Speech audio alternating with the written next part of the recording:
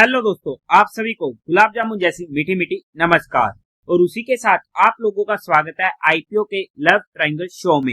एक और mainline IPO या फिर ये कहें दिवाली के टाइम पर एक अच्छा आईपीओ आ रहा है जिसका नाम होने वाला है वारे एनर्जीज आईपीओ। और आज की इस रिव्यू वीडियो में इस कंपनी का हम पूरा का पूरा कच्चा चिट्ठा खोलने वाले, बेसिक से लेके एडवांस तक। अगर मैं स्टार्टिंग में इसमें अपने पर्सनल डिसीजन की बात करूं तो सिंपली पंजाब में एक लाइन फेमस हुई थी, वो होने वाली है no if no but only yes.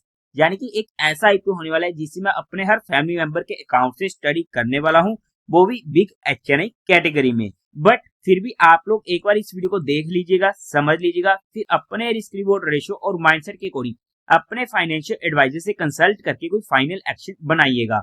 उसी के साथ साथ आप लोगों को म्यूचुअल फंड में या इंश्योरेंस सेगमेंट में किसी भी तरीके की कोई हेल्पलाइन की जरूरत है, या आप लोग चाहते हो कि being a mutual fund distributor हम आपका पैसा मैनेज करने में आपकी हेल्प करें, चाहे वो SIP हो, STP हो, SWP हो, बूस्टर STP हो या लमसम अमाउंट हो, तो आपको डिस्क्रिप्शन में मेरा फोन नंबर मिल जाएगा, आप मुझसे कांटेक्ट कर सकते हैं। अब अगर हम कंपनी की बेसिक डिटेल की बात करते हैं तो जैसा कि आपको नाम से क्लियर हो ही चुका होगा, या फिर जिस तरीके से इस कंपनी का हुआ भी बन चुका है, सभी को इस कंपनी के काम के बारे में पता चल चुका है। 1990 में ये कंपनी इनकॉर्पोरेट हुई थी। काम की बात करते हैं तो ये एक इंडियन मैन्युफैक्चरिंग कंपनी होने वाली है जो मैन्युफैक्चरिंग करती है सोलर पीवी मॉड्यूल्स की, जो एक ऐसा सेगमेंट हो जाता है जो हमें आने वाले टाइम का एक अच्छा सेगमेंट देखने को मिलता है। प्रोडक्ट पोर्टफोलियो की बात करते हैं तो multi crystalline modules, monocrystalline modules, TOPCon modules जिनमें आ जाते हैं flexible bifacial modules, both framed and unframed, as well as building integrated photovoltaic modules. Company की 4 मैन्युफैक्चरिंग फैसिलिटीज होने वाली है, सूरत, तुंब, नंदीग्राम एंड चिकली में। एज ऑफ जून 30, 2023 कंपनी के पास 119 फुल टाइम एम्प्लॉयज होने वाले हैं। काम वाइज बात करते हैं, एक अच्छा काम, एक अच्छा सेगमेंट, और अपने सेगमेंट में भी एक अच्छी कंपनी हमें देखने को मिलने वाली है, जिसके बारे में हम आगे और ज्यादा डिटेल में स्टडी करेंगे। बट उससे पहले अगर हम कंपनी के कुछ इंटरनल रिस्क फैक्टर्स की बात करते हैं तो आप लोग यहाँ पर चेकआउट कर सकते हो कि कंपनी के टॉप 10 कस्टमर से जितना भी इनको रेवेन्यू जनरेट होता है 2021 में 40% का, 2022 में 42% के करीब का, एंड 2023 में 65% के करीब का, एंड 2024 के पहले 3 मंथ में 76% के करीब का देखने को मिला है।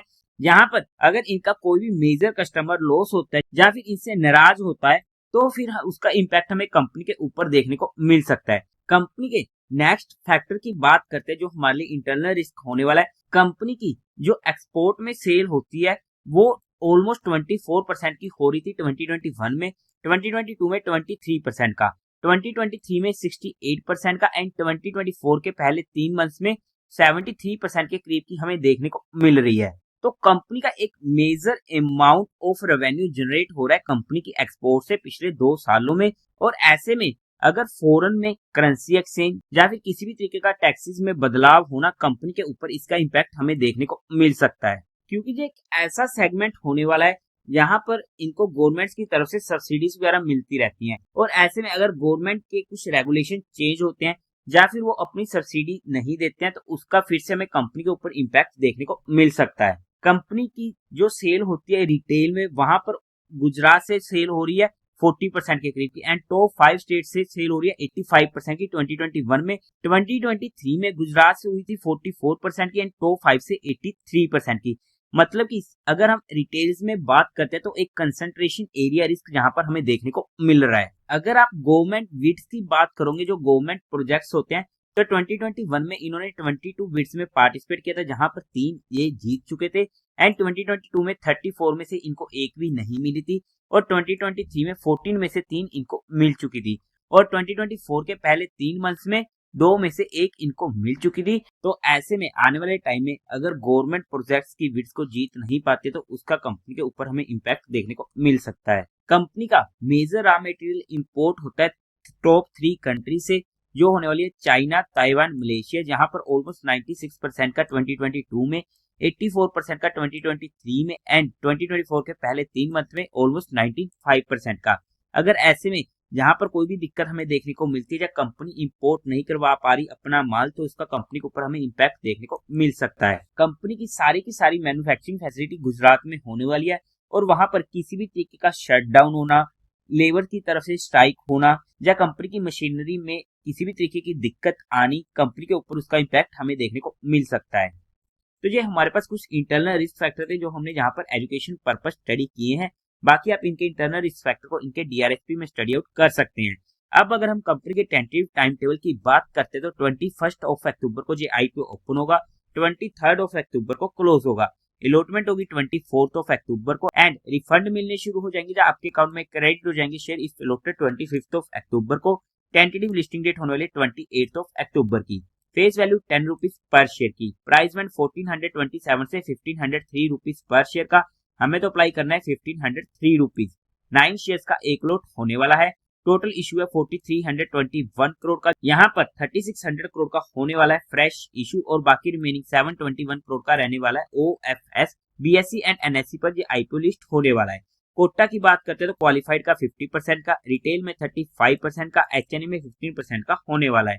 लोअर साइज में रिटेल कैटेगरी में एक लॉट पड़ेगा 9 शेयर्स का जिसकी अमाउंट पड़ेगी 13,527 रुपीज की। स्मॉल एचएनए में मिनिमम 15 लोट्स के लिए अप्लाई करना पड़ेगा जिसकी अमाउंट पड़ेगी 2,02,905 रुपीज की।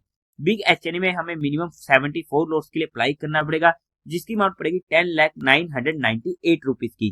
कंपनी के प्रमोटर्स की बात करते हैं तो वहां पर हितेश चीमालाल दोषी, वीरेन चीमालाल दोषी, पंकज चीमालाल दोषी एंड वारे sustainable finance private limited company के प्रमोटर होने वाले हैं। प्री इशू होल्डिंग थी ऑलमोस्ट 72% की जो पोस्ट इशू रह जाएगी 64.3% की। अब अगर हम कंपनी के मेन मुद्दे की बात करते हैं यानी कि कंपनी के फाइनेंशियल्स की, तो वहां पर सबसे पहले टोटल असेट 2022 में थे 2237 करोड़ के जो इंक्रीज होते थे 2024 तक पहुंच गए 11,313 करोड़ के। काफी अच्छी ग्रोइंग रेट होने वाली है। रेवेन्यू 2022 में था 2945 करोड़ का, 2023 में 6860 करोड़ का एंड 2024 में 11,632 करोड़ का। काफी जबरदस्त ग्रोइंग रेट होने वाली है। प्रॉफिट आफ्टर टैक्स 2022 में था 79 करोड़ का, 2023 में 500 करोड़ का, 2024 में 1274 करोड़ का। काफी जबरदस्त ग्रोइंग रेट होने वाली है। हाउ एवर सोचने वाला पॉइंट हो जाता है कि रेवेन्यू तो इंक्रीज हुआ है 2023 से 2024 में 70% से, but profit after tax increase हो रहा है ऑलमोस्ट 155% से, जिसकी वजह से हमारे मन में शंकाएं भी आ जाती है। नेटवर्थ 4471 करोड़ की, रिजर्व एंड सरप्लस में 2464 करोड़ का। टोटल बोरिंग्स कंपनी के पास 261 करोड़ की होने वाली है। ओवरऑल में फाइनेंशियल्स की बात करते हैं तो अच्छे फाइनेंशियल हमें यहाँ पर देखने को मिल रहे हैं। अगर हम कंपनी के ऑब्जेक्टिव की बात करते हैं तो इनको फाइनेंस करनी है cost of establishing the 6 gigawatt of ingot wafer solar cell and solar PV module manufacturing facility in Odisha. Second general corporate purpose. अगर हम कंपनी को फंडामेंटली चेकआउट करने की कोशिश करते हैं तो कंपनी की मार्केट कैपिटलाइजेशन है 42,939 करोड़ की। आरओई 8% का ओके है, आरओसी 9% का ओके है, डेट टू इक्विटी रेशियो नामात्र है, रिटर्न ऑन नेटवर्थ 8% का ओके है, प्राइस टू बुक वैल्यू 8.84 की, प्रॉफिट आफ्टर टैक्स मार्जिन 11% का अच्छा है, ईपीएस 48 की, प्री आईपीओ पोस्ट आईपीओ 56 की अच्छी है, पी प्री आईपीओ 30 की, पोस्ट आईपीओ 26 की। अगर हम फंडामेंटली चेकआउट करते हैं तो फंडामेंटल्स हमें ओके देखने को मिलने वाले हैं। अब अगर हम कंपनी के पीयर टू पीयर कंपटीटर्स की बात करते हैं तो वहां पर प्रीमियर एनर्जी जिसका आईपीओ रिसेंटली आया था उसका पी हमें देखने को मिल रहा है 151 का। बैक्सोल एनर्जी ये कंपनी लॉस मेकिंग होने वाली है तो वहां पर इसका कुछ भी पी हम नहीं निकाल सकते हैं। अगर हम इसके जीएमपी की बात करते हैं तो आज के टाइम पर 89% के करीब का हमें देखने को मिलने वाला है। अगर हम वैल्यूएशन वाइज बात करते हैं according to 2025 financial year data तो उसके बेस पर ना ही ये आईपीओ सस्ता आ रहा है ना ही महंगा आ रहा है, तो फुली प्राइस्ड आईपीओ होने वाला है। बट कंपनी ने यहाँ पर हमारे लिए लिस्टिंग का स्कोप छोड़ा है, बट फिर भी हमने यहाँ पर कंपनी को सिर्फ education and learning perspective study करने की कोशिश की है। किसी भी तरीके कोई भी इन्वेस्टमेंट टिप या एडवाइस नहीं है। फिर भी आप लोगों को कोई भी एक्शन लेना हो या कोई भी काम करना हो तो एक बार अपने फाइनेंशियल एडवाइजर से कंसल्ट करके कीजिएगा।